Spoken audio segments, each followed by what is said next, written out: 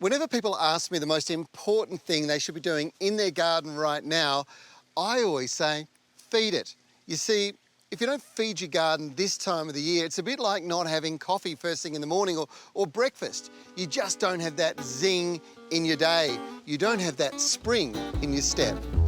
This applies to pretty much every plant you have right now.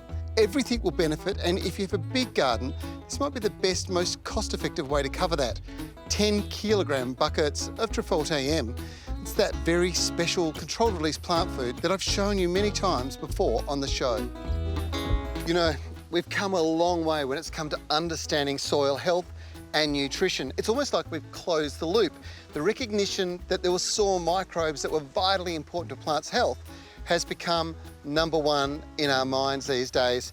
And now we've got a fertiliser that has 26 beneficial microbes plus 60 micro and macronutrients, ensuring that the soil is as healthy, as well fed as it can be with the right type of microbes in it.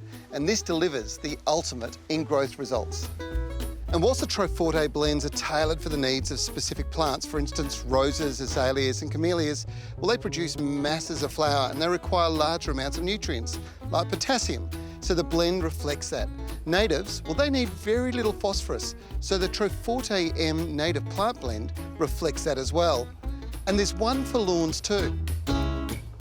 Now, these two fertilisers are vitally important. This one, if you've got tired, poor quality soil, you can boost it up using Rejuvenator. What you do is you mix this in, it's got microbes, it's got nutrients, and what happens is if you put some organic material in there, either some soil improver, even an organic sheep manure, something like that, turn it into the soil with this in there, you'll find you get amazing results. And this one here, well, it's vitally important for, well, the environment when it comes to lawns. It's a slow release lawn food, so it releases just as the lawn needs it. There's no excess, so it doesn't leach through.